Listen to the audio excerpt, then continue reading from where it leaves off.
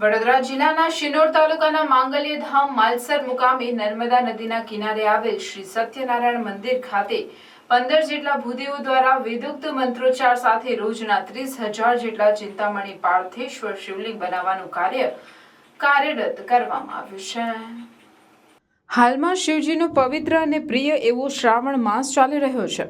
આ શ્રાવણ માસમાં ચિંતામણી પાર્થેશ્વર શિવલિંગની પૂજાનું વિશેષ મહત્વ છે। ત્યારે ભગવાન શિવજીને રીઝવવા માટે સવાર સાંજ શિવ મંદિરોમાં ભક્તો દ્વારા જળાભિષેક, દુગ્ધાભિષેક, ચંદનાભિષેક સહિત અનેક પ્રકારના અભિષેક કરવામાં આવે છે।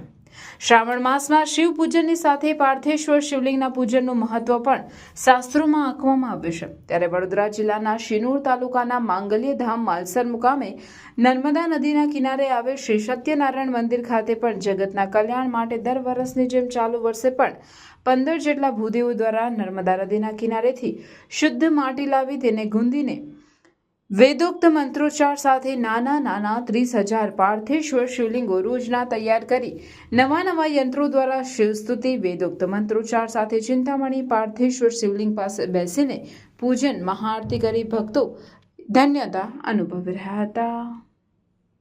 શિવલિંગનું બહુ મહત્ત્વ છે। એમાં એ માટીના શિવલિંગ, જેને શિવ પાર્થેશ્વર ચિંતામણી કહેવાય, જે નિત્ય પ્રતિવર્ષની જેમ સત્યનારાયણ મંદિર માલસરમાં અત્યારે લગભગ 15 ભૂદેવ દ્વારા રોજના 30,000 પાર્થેશ્વર થાય છે। અગાઉ અમે ગત વર્ષે લગભગ રોજ 50 બ્રાહ્મણો થઈને 1 લાખ પાર્થેશ્વર કરતા હતા।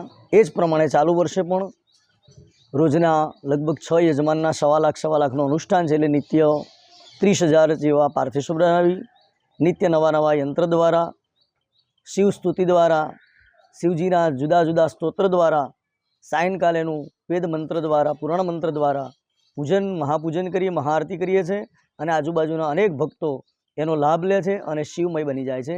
ભગવાન મહાદેવને એક પ્રાર્થના કે હે પરમાત્મા, આપ આ જગતનું કલ્યાણ કરો, બસ એ જ અમારી શુભ પ્રાર્થના છે। જય મહાદેવ। આ નર્મદાની માટી છે। કહેવાય છે કે નર્મદાના એક કંકરની અંદર શંકરનો વાસ છે। એટલે શિવ પાર્થેશ્વરનું જેટલું મહત્ત્વ છે એના કરતાં પણ વિશિષ્ટ મહત્ત્વ નર્મદાની માટી હોય, નર્મદાના કંકર હોય, એ શંકરનું પૂજનનું બહુ મહત્ત્વ બતાવ્યું છે।